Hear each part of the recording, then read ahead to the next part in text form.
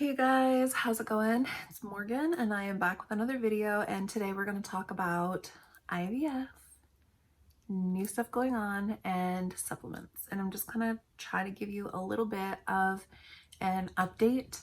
So we have a lot of stuff going on right now, and I know I can be a little lengthy, a little thorough sometimes. I'll call it thorough. Some people say lengthy, I say thorough. Anyways, I'm going to talk about, I think how we're going to do this is I will quickly and briefly talk about my fertility journey. I am not going to use the word infertile because I'm fertile, okay? We're staying positive. But I'm going to talk a little bit about my fertility journey, the things I think are wrong or the things I think are preventing fertility at this point or preventing us from baby. It's gonna get a little personal. Some of you will not know this and whatever, but that's okay. I'm gonna talk about through that journey things I've used that work for me. I'm gonna talk about supplements mainly, and I'm gonna talk about the IVF portion of it, why we're going there, what we're doing, and our now supplements we're doing, and we'll get to that. So first is first, real quick, fertility history, reproductive history of me.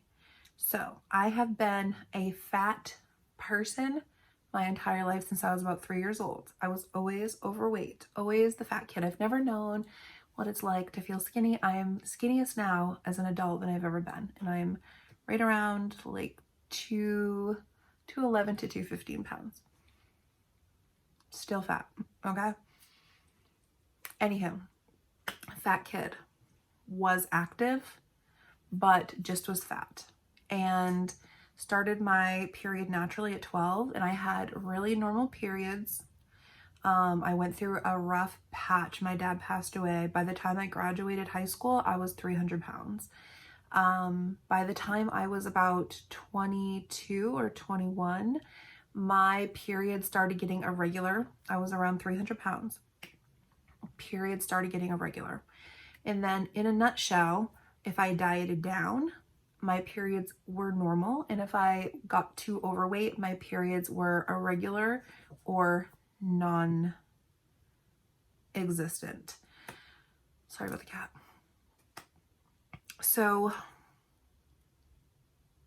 I believe that I have classic PCOS, and my symptoms are amenorrhea, which is lack of period, and facial hair and hair loss in through here. Now, I have a video on my hair situation if you want to watch that. But I have been misdiagnosed many times by health professionals because you cannot see any hair because I'm a lady and, you know, I shave my face. Like, I have been shaving my face daily since I was about 32 and I'm now 40. So I just shave this stuff off because I don't wax because I get ingrown hairs. I don't pluck because I get ingrown hairs. I shave basically daily. If I skip a day, I start getting a little bit of stubble, and it just kind of grows in like 2 patches right here. Everybody's PCOS is different, all different. I do not get a string of pearls, and that's usually when you have a bunch of cysts on your ovary. I don't get any cysts on my ovaries. It's called polycystic ovarian syndrome, or you can just have polycystic ovaries without the syndrome. I have the syndrome without the polycysts, okay? And it's metabolic. It is it's very controversial. Some people say it's curable, some people say it's not. I think it's an autoimmune response, but who am I to say? But that's what I think. I think it's autoimmune. I think I've had it since I was a child. I think it made me fat as a young adult. I think I've had it forever. I think I've been struggling with it forever. And I think it's like diabetes, like my body just couldn't handle it. I think I'm insulin resistant. And also another thing, my androgens and my testosterone levels, I believe they're high, but for some reason they're not showing up as overly out of range. I've never been medically diagnosed with PCOS, ever. I diagnosed myself. You don't have to be a genius. I fit the criteria, okay? I don't care what they say. I have PCOS, classic PCOS, and I am treating myself as such, and let's go from there. The first supplements I want to talk about are supplements I used several times, and the last time wasn't very long ago. So if I got too heavy and my periods were absent and it was a problem and I knew it was unhealthy and I would diet down, I would usually diet down and start supplements. And I researched how to get your period back, and I started taking these supplements sometime in my 30s, and I did this a couple of times. So these particular supplements worked for me. And I'm going to also, before I show them, tell you this. When I had weight loss surgery to lose weight, I went an entire year. My period was irregular before, when I was really heavy, like the last 4 or 5 years before surgery, my period was very irregular. I'd have 1 or 2 periods a year. So when I had surgery, I thought after losing 30 or 40 pounds in the first couple of months, I would start my period. I did not. I went an entire year after surgery with no period. I went an entire year after surgery. The weight loss never kicked in my ovulation. It didn't. And the thing is that I didn't do supplements because I thought the weight loss would kick in my period, my ovulation, and we were going to try for a baby. And I was like 38 at this point, and it didn't, no, I was 39 at this point, and it didn't kick in until I did the supplements. And I did them before.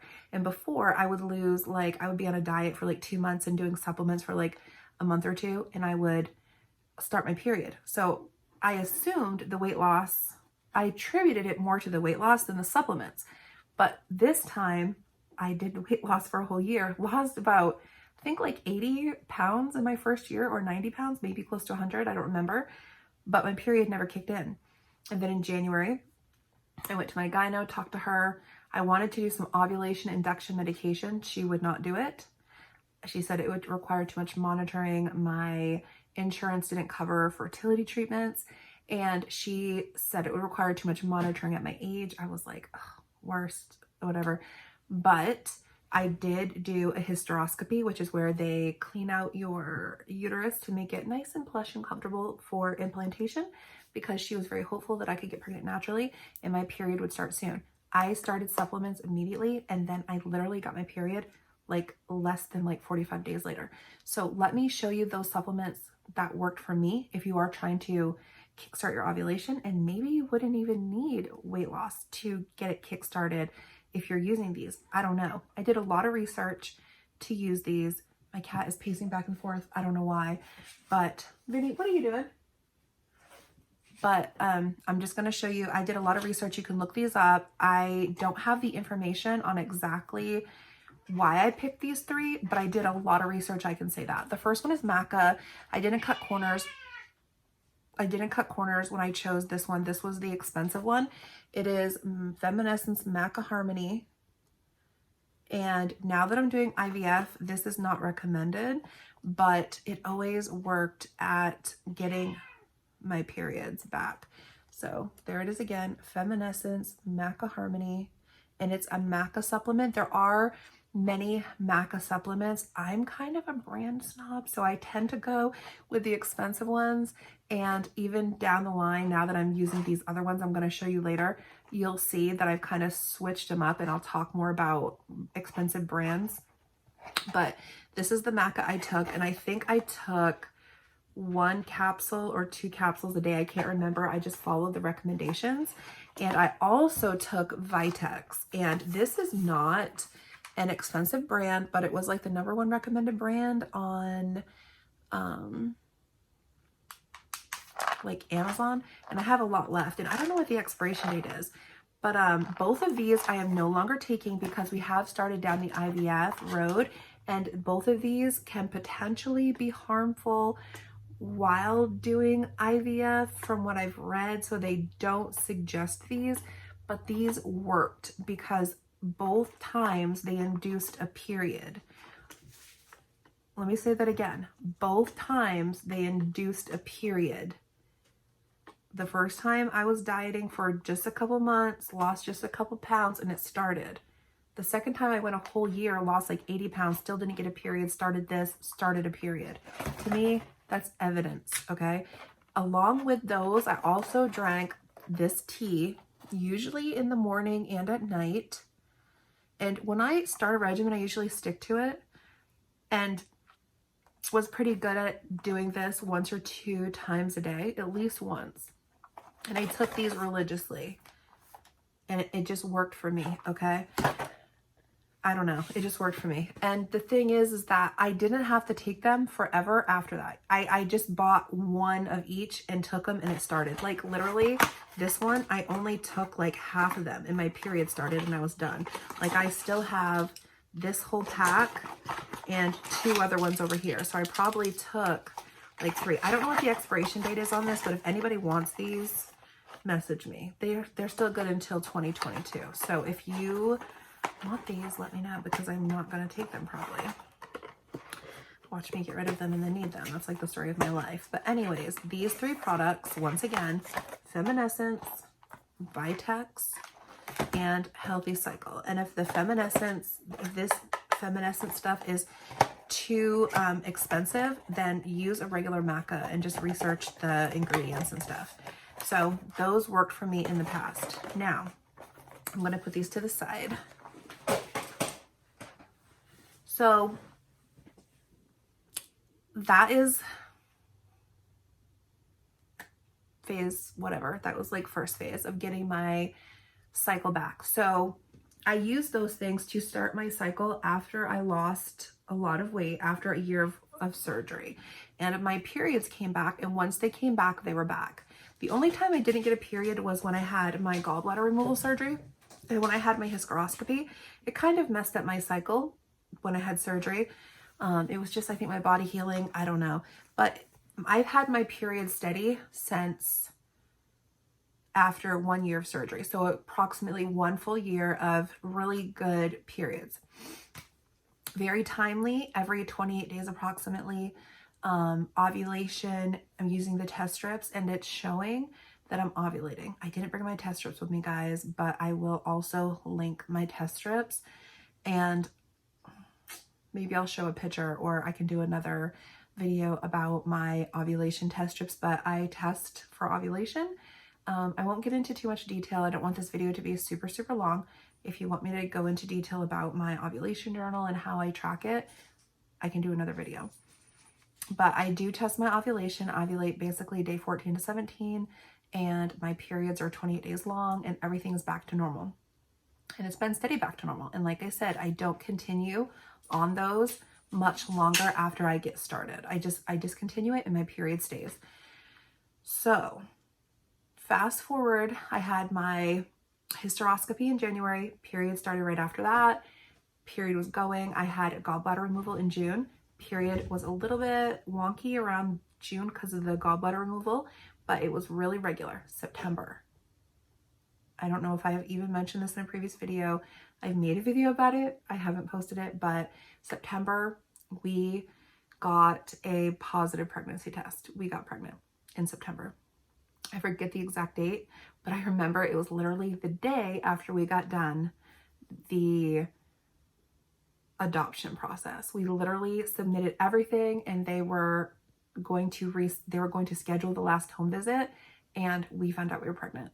And it threw everything into a tailspin, because up until that moment, and I don't want to get too into it because I want to keep going with the supplements, but up until that moment, we were saying we're doing everything. We know God wants us to be parents. We don't know how this is going to happen for us, but we're going to do adoption, foster, and maybe we'll fall pregnant. We're doing all the things. We're doing everything we can do. And then I actually got pregnant.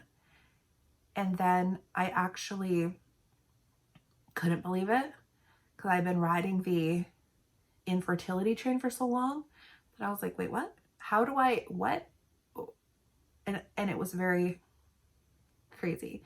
And I immediately was like, wait, I cannot adopt a sibling set and carry a pregnancy at 39 years old.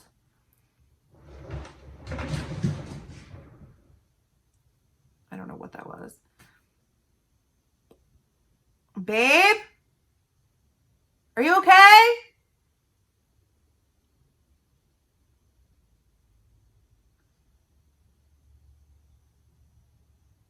Let me go check on my husband. That scares me. Okay.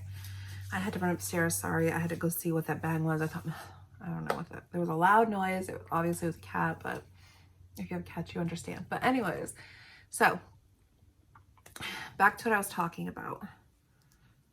Well, let me just say this. I'm not pregnant right now. And just in case you're wondering, we had a chemical miscarriage, or some people call it a biochemical miscarriage, which is a very early miscarriage. Basically, the egg and the sperm meet, make an embryo. The embryo starts producing like HCG, your body starts producing it, and you get a positive pregnancy. But by the time we went to the doctors, our beta was very low, like way lower than it should be. And my line was already getting lighter on the pregnancy test because I was testing like every day because I couldn't believe I was pregnant.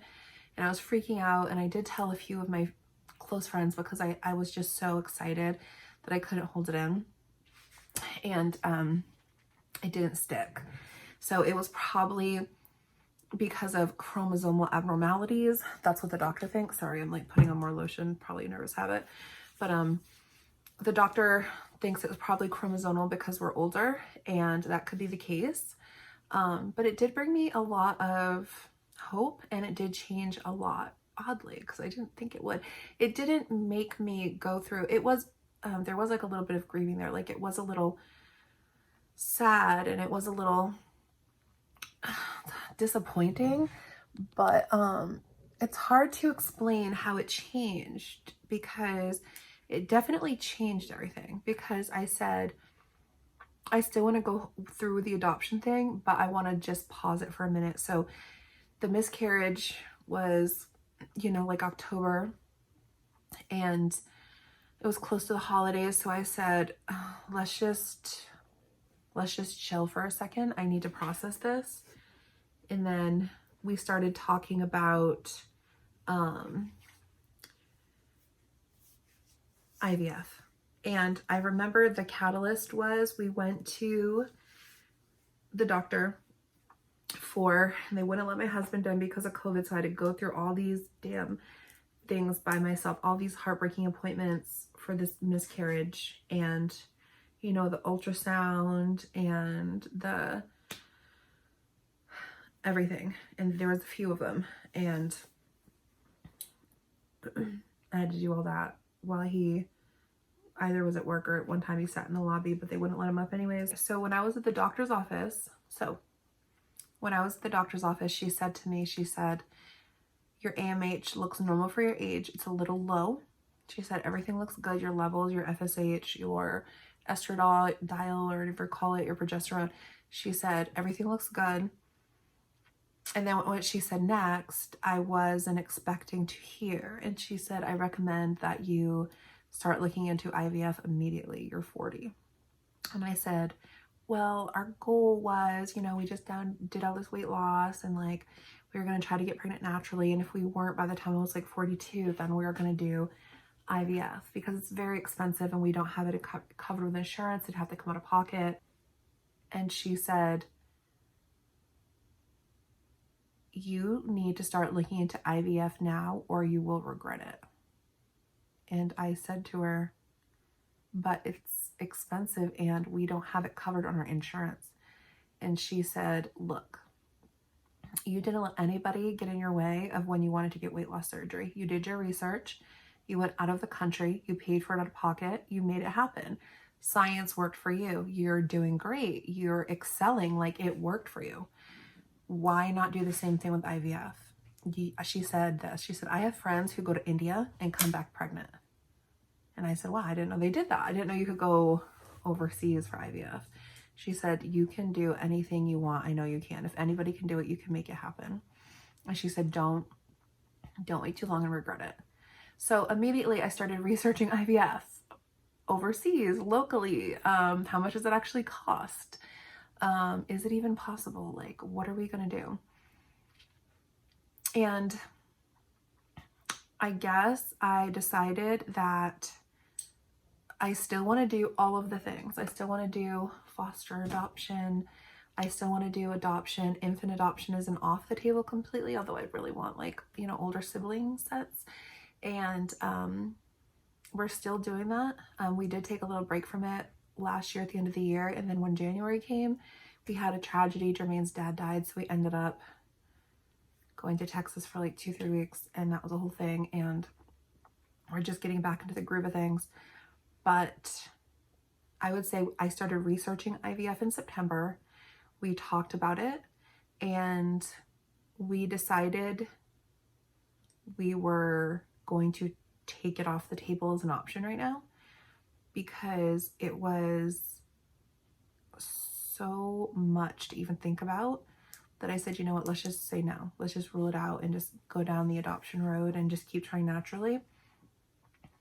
But then January rolled around and I realized that it was like nagging on me. It was nagging or pulling on my heart. And I was like, we can do this. We can do this. This is going to give us really good odds. Like, we really could have like our own biological child and we can afford this. I mean, it's not cheap, but we can afford it. And I'm not a materialistic person. Like, what else are we going to use our money for? Like, why not? So I started around, I want to say end of November, maybe even earlier. I started learning about IVF and I started learning about the priming phase, which is the 3 months before IVF. It takes about 90 days to generate the egg that will become your baby. Like, we have all of our eggs in us, but our egg that will become our baby starts, what? Well, I'm a very vocal cat. Our egg that is our baby starts cellularly making changes to become a viable egg that will be released about 90 days before it becomes a baby. Same thing goes for sperm. It takes about 90 days. So basically your baby is in you as an egg for 90 days before you get pregnant. So there's a whole priming phase, and also you can't prime too early.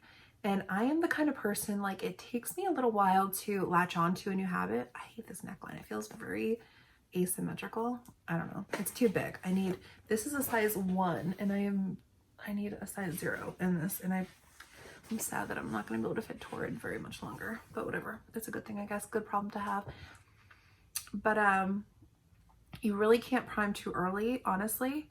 And let's talk IVF.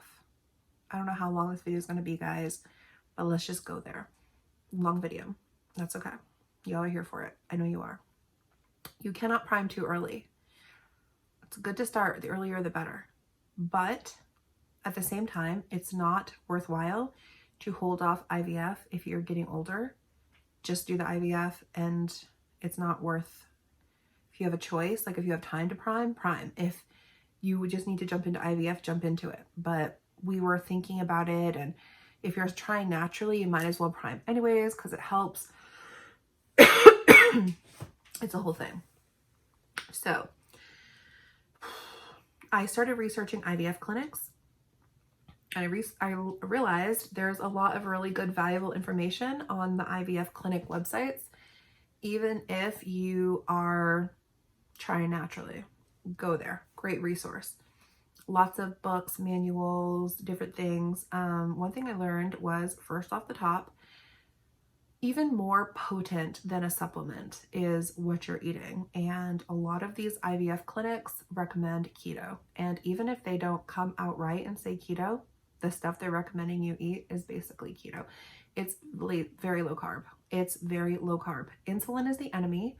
There's a really good possibility that the only thing that's going to or has been inhibiting our fertility this far is possibly just insulin resistance, which is weird because all of the times they get tested, they say I'm great. But then again, it's like fasted, so who knows? So the number one thing you can do before any of these supplements is honestly diet, according to every single thing I've read. Every single thing I've read from every single fertility website, it's diet. And even if they don't outright say keto, they're basically saying eat vegetables, eat some protein, and stay away from all processed sugar, and keep even like carbs low, like eat veggies, you know? Hold on, let me drink my keto coffee.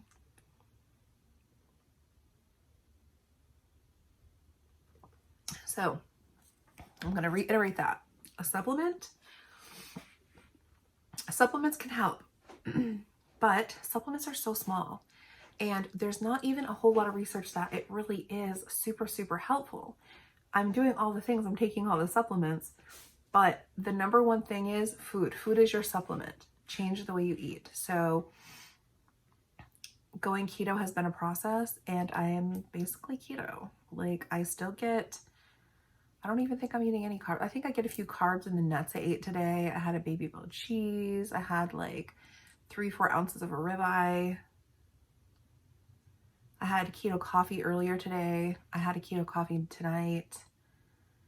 That's the next thing I'm going to do, is start drinking decaf. It's a huge crutch. It's a huge coping tool. It's a huge comfort. And I don't know how I'm going to do it, but I'm going to do it. Cutting caffeine. I'm going to go decaf. I'm going to go half calf first and then decaf. So this is one of the books I read that I'm reading right now, and it's called The Fertile Feast. It's by Dr. Robert Kiltz. He's a really great fertility doctor, and he's one of the ones I researched. He has a lot of like free books on his website. A lot of free books on his website. How to grow your, like growing your family, the fertility guide, the fertile feast, or whatever. But this is the golden egg. We're trying to get the golden egg. That's what we're trying to get. And then the book that helped the most and has made a big impact is this one. It Starts with the Egg by Rebecca Fett. And you guys, I'm going to link everything that I show you down below. And let's get into the IVF medications, because I basically combined what I learned from this book and Dr. Robert Kiltz. He does Instagram lives every Sunday. He has a lot of good information. I basically combined from these two because they overlap a lot, and a lot of good information. And I'm basically using what I'm learning from these two to prime for my IVF. And even if you're not doing IVF, this one has a whole protocol, like a priming protocol for if you're trying to get pregnant naturally, if you're trying to get pregnant with PCOS, if you're trying to do IVF, and those things. So what I will say is I have not done all of the supplements either of these books have recommended. I started with the basics, and I'm going to get right into it. And I'm going to show you what I started with, and then I'm going to show you with what I'm doing now, how what I started taking has shifted slightly, and we'll go from there. So let me try to gauge this. So I'm going to say this. The most important thing, I think the most important thing that you can take is a prenatal vitamin. And, sorry, I'm just moving these supplements. I think a prenatal vitamin is the very best way to start and what you need to take. Now, if you're anything like me, you probably want to get the prenatal vitamin or 1 or 2 or 3 things and form a habit. And for me, I literally had to create like a checkbox type thing. And like now it's second nature, but it literally took me like a whole box of these to figure it out. So the company, you know, I should have brought my husband's stuff down here, and I will run upstairs and get it and show you what my husband's taking. But the company that I buy my vitamins from is called Theralogix. Now, remember what I said, I'm kind of a brand whore when it comes to most things. So Theralogix it was. And I did a lot of research. I researched, like I said, both of these people. Rebecca Fett, she's a scientist. She might be a doctor. I don't know if she's a PhD, but she's a scientist of some sort. Dr. Robert Kiltz researched all their stuff, I'm telling you right now, it is a lot. It is super overwhelming. It is like way hard to learn everything. And I'll get more into it probably in a separate video, but research, research, research, research, and research some more. But Theralogix, and as you can see, it's all gone. So I've taken this entire box. No, these are not cheap, but it's a 90-day supply, and I think it's like $129 for this box, but I think I used a provider code from Dr. Robert Kiltz, and he is my provider. He is my IVF doctor, in case you're wondering, and I will get more into that in a moment. But this is the brand he recommends. There's also another one called Molecular Fertility that his, I believe his IVF clinic actually like owns and stuff, but it's pricier, and it's basically when you look at the nutrition facts, and if you want to, you can also look up on the website and get a picture of this. So basically this is in a box because it comes with 90 of these pretty little packets, and you take one packet a day. The packet consists of 3 different capsules and well, there's 1 tablet and 2 capsules, right? The capsules are CoQ10 and the tablet is a prenatal. So it basically, the top 3 things, remember how I said the most important thing is the prenatal? Well, the top 3 things are a prenatal, a myo-inositol, and a CoQ10 supplement. So a prenatal vitamin, a CoQ10 supplement, and a myo-inositol. This one combines the CoQ10 and the prenatal vitamin. So I thought, okay, cool. So $129. There is a provider discount. I will put everything down here in the bottom. This is what I got. So I've taken this whole thing, right? So I've started pre-2021, just prepping my body for IVF and also hoping for a natural pregnancy, because who doesn't want free babies, right? So what I will say about this is I like that these CoQ10 tablets are small. Now I'm going to show you the other CoQ10 I have, and I'm going to show you the size of it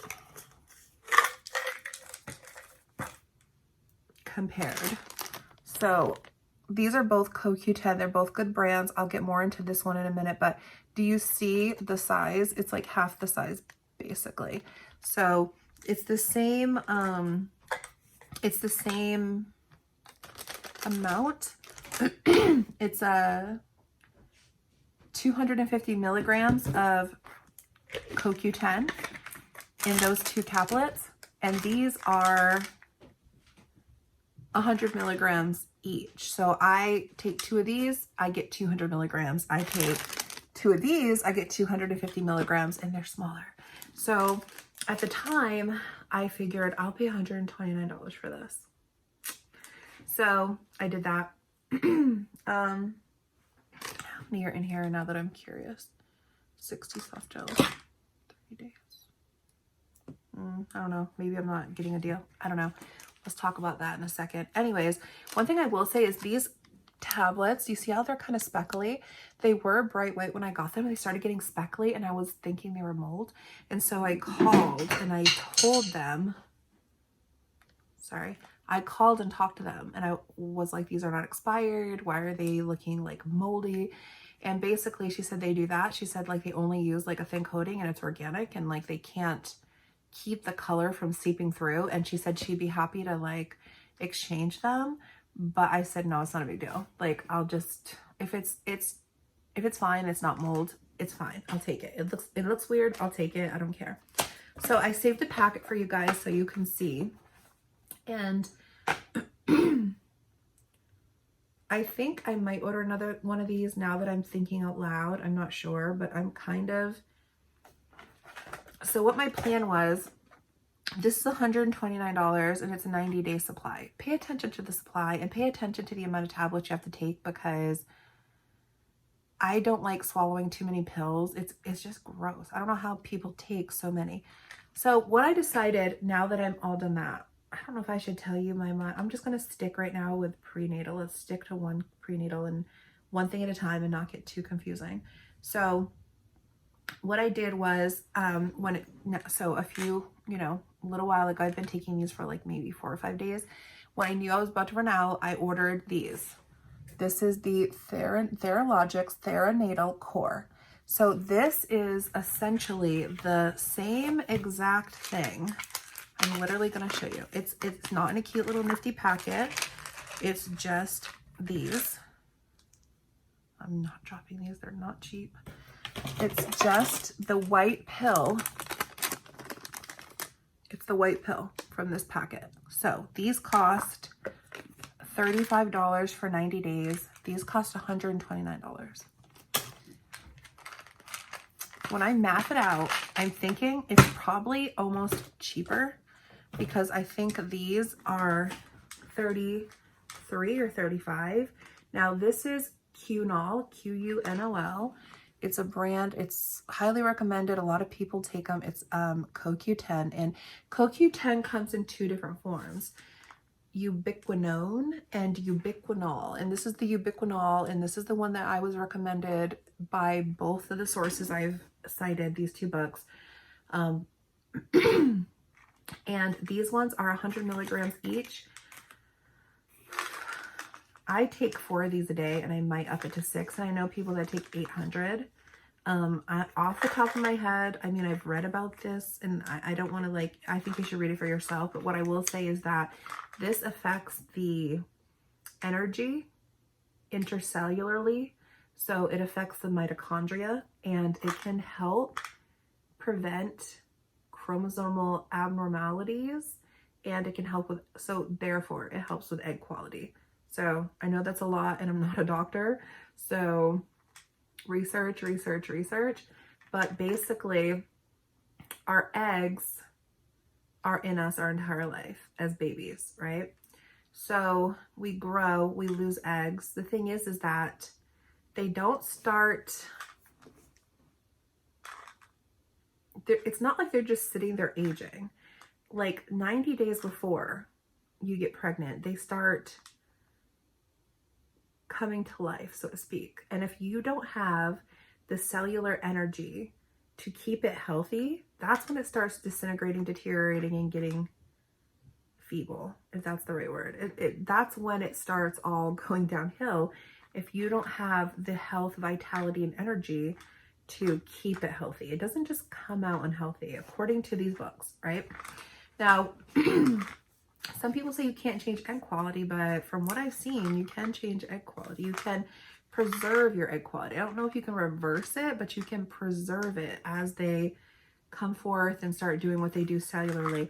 That's what this does, okay?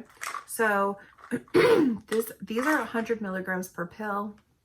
So math-wise, I'm going to do the math, but even though this is like 30, it's like 60 capsules, so you can go through these pretty fast. So I'm gonna have to math it out, honestly, and I'm gonna need to order some more of these soon. So prenatal CoQ10, I used to do this one, used to be it. I didn't even take an additional, I just did the 250 CoQ10 a day. And then like halfway through, I started adding 2 of these at lunch. So I take this in the morning. I would take it with like a handful of nuts. Sometimes like throw some like cheese cubes or a couple blueberries or something in my stomach and take this. If I didn't, I would get very nauseated off this. And then I started adding in a couple of these at lunch. So I was getting about 450 milligrams a day. But I do think the recommendation is 600, and I know some people take 800, and I don't think you can really overdo it at 800. So I'm probably going to order more of these. Oh, and another thing, you can really only absorb 200 milligrams at a time. So that 250 milligrams, I don't even know if you can absorb the 50. So only take 2 at a time if you get these and split it up. So I might actually ramp it up. I think I'm going to ramp it up. So that's what I started with, and this is what I've graduated to, and I will do the math and see if I'm actually saving money, because I like math and I like numbers. So we've discussed prenatals, we've discussed CoQ10, and the other thing that I started taking was inositol. Now, remember we talked about I like expensive things. So I, of course, went for the Ovasitol. This is like $75 a canister, and it's about 90-day supply. 90 day supply, because you do 2 scoopers, and I'm basically out of this. And I have a little bit left in here. I love this stuff, but this is the scooper. And I'm going to take some for you right now because I just, you know, whatever. I'm going to show you exactly how I take this. I take it just like this. And you just chew the powder. I'm going to tell you right now, this does not taste bad at all. It's just the sweetest thing I eat all day. Inositol is actually a sugar alcohol that basically does the same thing as metformin without the side effects. There's some pretty serious side effects from metformin, ranging from severe diarrhea, persistent diarrhea, to recurring miscarriage. So I'm not a fan of metformin, and I don't want to even bother with it ever. But Ovasitol tastes really good, as you can see. I mean, it's a little bit weird, but whatever. And Ovasitol is a myo, and when I say inositol, it's spelled MYO-inositol, INOSITOL. It'll be in the link below in my comments. And it is a 40-to-1 ratio. And I'm going to try to explain to you what that means. What that means is for every 2,000 milligrams of inositol, there's also 50 milligrams of D-chiroinositol. Apparently, in our bodies, when we're at perfect homeostasis, like our bodies create inositols. Our bodies create these naturally. But our bodies naturally are a 40-to-1 natural homeostasis ratio. That's what we should be ratioed at, okay? $75, 90-day supply. So when I read this book right here, one of the things that stood out to me was that the scientist said that our bodies actually, if we have PCOS, our bodies actually convert inositol into D-chiroinositol, and we can become overly unbalanced and have too much D-chiro. So it's true that in our body, we have a 40-to-1 natural ratio. But when we have PCOS, our body is converting our inositol into D-chiroinositol. So actually taking a D-chiro, even if it's only 40-to-1 ratio, even that is too much, and it can create an imbalance. So we create our own D-chiro, and it's really the inositol. So she literally says, don't buy the expensive ones. And when she says that, I feel like what she's saying is don't buy Ovasitol. So I trusted her and I listened to her, and I bought this one, and I just recently bought it. So I've only taken like 3 or 4 scoops of this, and this one is the same. You take 2 scoops because you want 4,000 milligrams a day. So it has 255 servings. So let's do the math here. Oh, I suck at mental math, but you want to take 4,000 milligrams a day. So you want to do 2 scoops a day. So 250 divided is 125. So this is more than a 3-month supply, and this only costs like $35.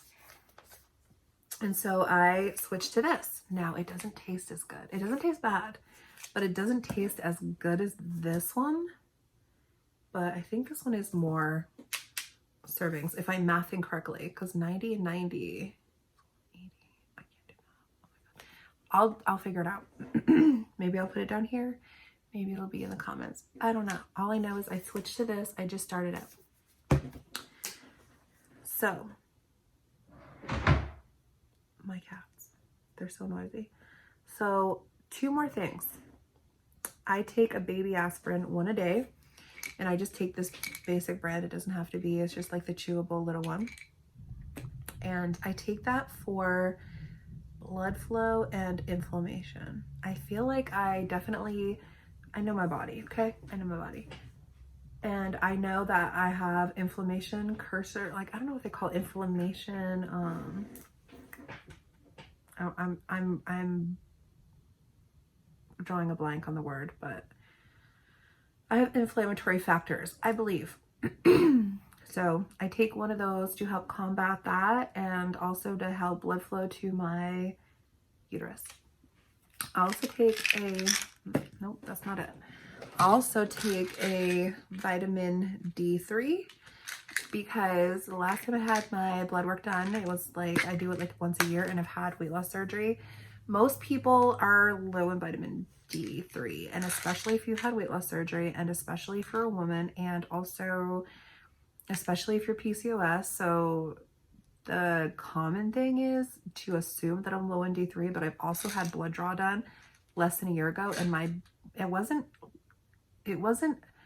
if it's in a range, mine was on the low end, but it was like within limits, but it was on the low end of limits, you know? So this one is a 5,000, and I take 1 a day, but I took 2 a day for like 2 weeks. And then my daily vitamin, this thing, which is the same as this thing without the CoQ10, this has 2,000 in it already. Let me check. Yes, this has 2,000 IU. So I'm technically getting 7,000, which I'm okay with.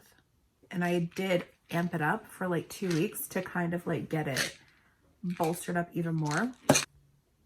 Morning time, I was taking one of these guys, but since I'm all done these, this is like my last packet, and I saved it to show you. Now I'm going to be taking one of these, and I'm going to be taking 2 of these. And then also in the morning at the same time, I take a little chewable. I take a scoop.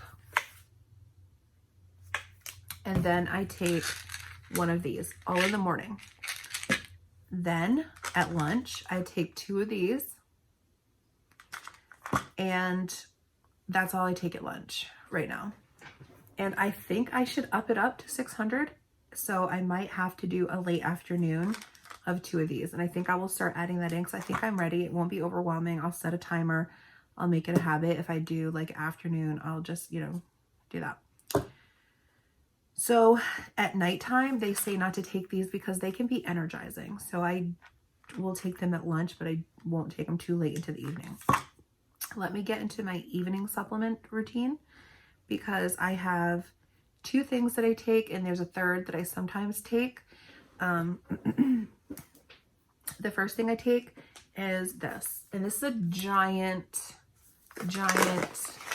jug of these, and I had the smaller one a couple times, and I went through them really quickly. It's like a 30-day supply. I forget how much it costs, but this costs like $35, and it's like a big supply. It's like 240 gummies, so it'll last me like 120 days, so it'll last me like a lot. Okay, so these are natural calm. It's magnesium. I'm on keto, so it can't hurt to get the magnesium, and magnesium is something that people tend to be low on, especially with weight loss surgery. So gummies have a little bit of sugar in them, guys, but let's see. So, wow, it says 4 gummies for ages 13 and above. I only take 2, but you're getting 8 grams of sugar for 4 gummies if you take 4. I only take 2 at night. Maybe I should up it to 4. I might, but 8 grams of sugar. I literally don't eat sugar throughout the whole entire day. So having not to swallow another pill and getting to chew something sweet, it's worth it to me. Like, it's not going to kill me to have 8 grams of carbs. So that's what I do. I take 2 of these at night. I might up it to 4 because I just read the label, but the other one said 2, but I think I'm going to up it to 4 because they're great. Natural Calm just calms you down. They do have this other one you can put in water, but that's a lot of commitment. I just would rather gummies. And then another thing that I take every single night, it's highly recommended for IVF patients and highly recommended for women with PCOS, and I've never taken it before, and I don't really know if it does anything for me, but I take melatonin, and you're only supposed to take the 3 milligram one. So don't get the 5, get the 3. And I don't do the gummy because these are just dissolvable and they're not nasty. So let me see, is there sugar in here? I don't think there is, but it's a little bit, it has dextrose in it, but it's so tiny, you know. So I take those 2 at night. The third thing that I take at night, and I don't take it every single night, and I'm basically out and I need to get a new one, is what's this called again? CBD oil. So you put it under your tongue, and they say it's really good for inflammation while you sleep. And I'm gonna get another one. I have my mom or my brother get me this one. I think the only requirements is that you should make sure that it is THC free. Make sure you get a good brand. This one is a cold pressed, raw, organic, unrefined, non-GMO hemp seed oil, full spectrum hemp extract. And it's from the Gray Farm in Denmark, Maine. And my mom sends it to me. And if you want to, I don't know if you can even, no, I don't know if you can see that, but anywho, that's what I'm using. They have this one costs me about $50, but they have an $80 one that you use just a slight, it's more potent. So you use a smaller dropper. So I think I will get that one next. So that is the supplement routine. Now I am just going to throw a couple words at you real quick. Okay. So hold on, I'm going to find it.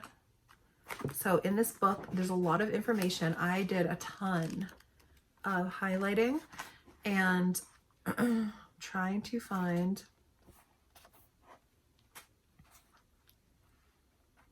the protocols. There's protocols. Okay. Okay. So there's the basic plan, the intermediate plan. Then there's the plan for PCOS and irregular ovulation. And then there's the plan for endometriosis. And then there's the plan for recurrent miscarriage. And then there's the plan for IUI and IVF. And I recommend this book 1,000 times over again. But what I will say is that the most important thing is going to be your food and your nutrition. If you're not doing your food and your nutrition, get that under control first, you know? And then do the supplements. So the first thing, the most important thing is a prenatal. We covered that. The next most important thing is the CoQ10.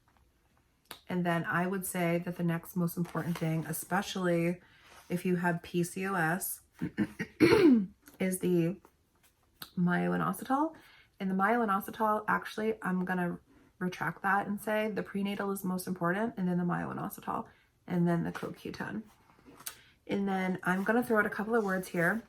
The first one is R-alpha lipoic acid.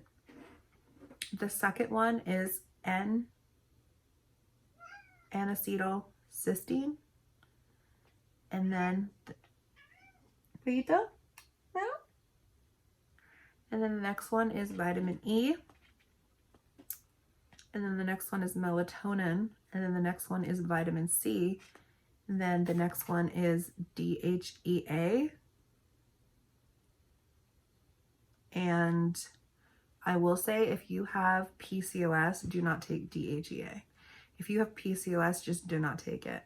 I had my blood draw, and on there it shows I'm clearly like triple what normal DHEA is. And when I do IVF, I'm probably going to have something to counteract that, because that can be a problem in getting you pregnant. So if you have PCOS, probably have elevated DHEA, and I had blood work to prove that. So just if you have classic PCOS, don't do it. I think I said vitamin D.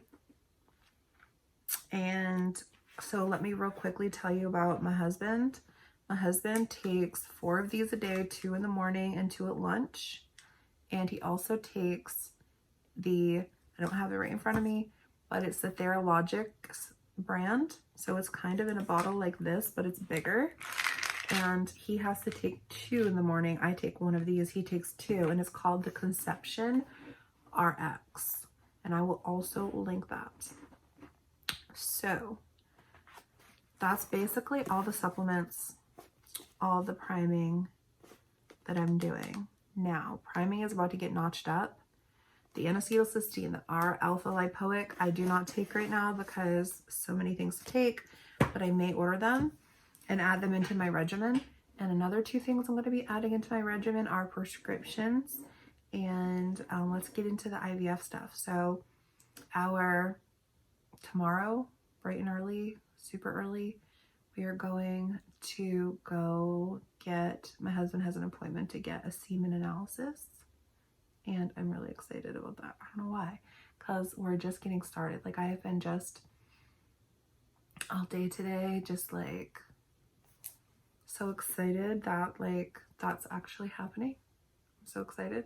And then the thing is like tomorrow's Tuesday, so that's happening. And then Wednesday, we have an appointment for our adoption stuff. And once that is taken care of, then we are going to do our final home study appointment, and then we'll be good to go because that was on hold because of everything. And then on the 21st of March is our official actual sit down with Dr. Kelt's appointment, and I'm so excited. As you can tell, I'm just like super excited. And then my blood work is on the 22nd. And then if everything is a go, then I will probably start my first actual IVF round around April 9th, unless the doctor wants me to prime a little longer. So a couple of prescriptions I'm going to start and add into this, not the April 9th. That's when you start taking your stims, which is short for stimulation, I believe. Stimulating your ovaries. But a priming, I'm going to probably start injecting Omnitrope, which is a human growth hormone. And I'm taking that because I'm 40 and not getting any younger. And then the other one is LDN, low dose naltrexone. And I'm going to get a prescription for that. And there's probably other stuff that I'm going to have to take. So supplements cost a lot. And I just try to be smart and try to think about everything, and this is what I'm doing. So I'm really excited to do our first egg retrieval. I'm not sure where we're going to do the transfer back in. We have to withdraw the eggs and see what's going on and see to really know what's going on. So this is a really long video, guys. So thanks for watching. I hope it was helpful, and I will talk to you guys later. Okay, bye.